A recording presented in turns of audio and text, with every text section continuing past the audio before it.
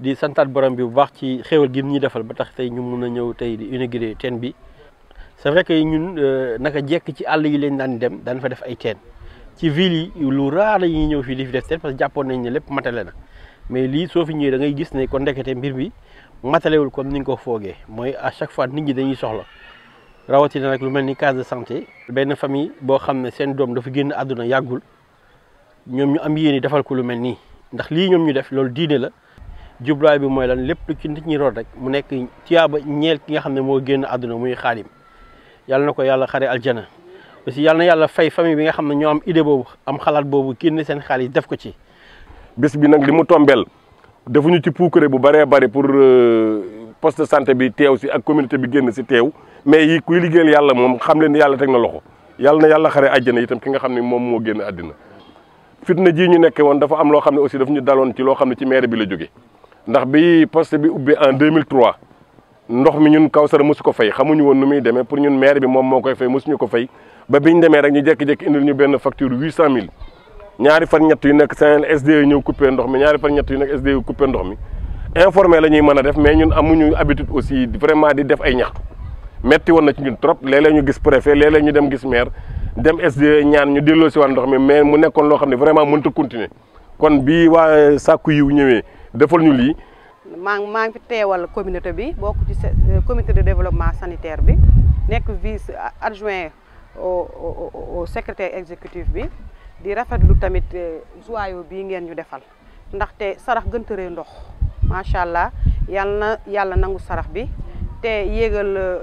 aji dawla bi ci barzaq Seydina Mohamed di leen wax ni def ngeen ko fi ngeen ko war a def ndax fi ngeen ko def nii bërëbu fajukaay la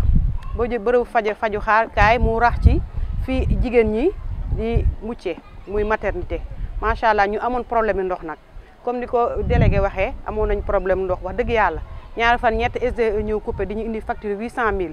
te mënuñu ko woon honoré wax dëgg yàlla bu ñu amee joyau bu toll nii dina dalal suñu xel ndax fii jigéen ñëw na fi di wasin sax ñu ne ko dama nga rooti kër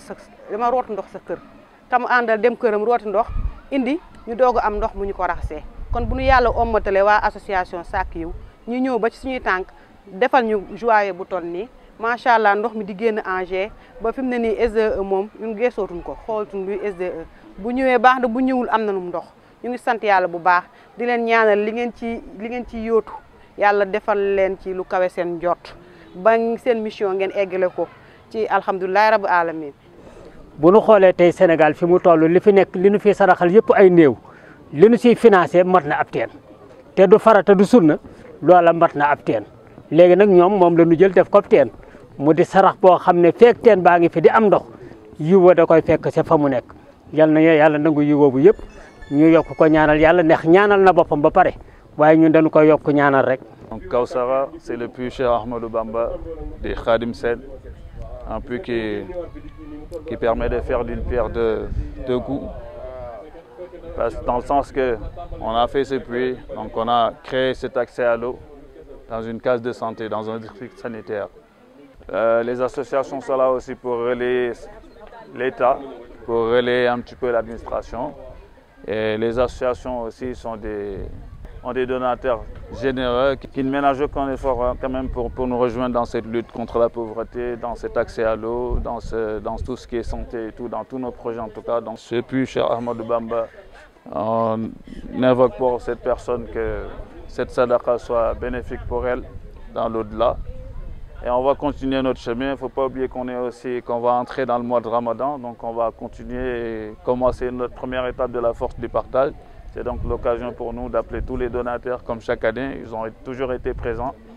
à nous accompagner. L'objectif de cette année, c'est 2500 kits. L'année dernière, c'était 2000. On a été prêts de les avoir. Donc on espère, Inch'Allah, avec la générosité des donateurs, que cette année, on va dépasser même l'objectif. Voilà, à nous suivre alors donc, sur notre site internet et sur les réseaux sociaux.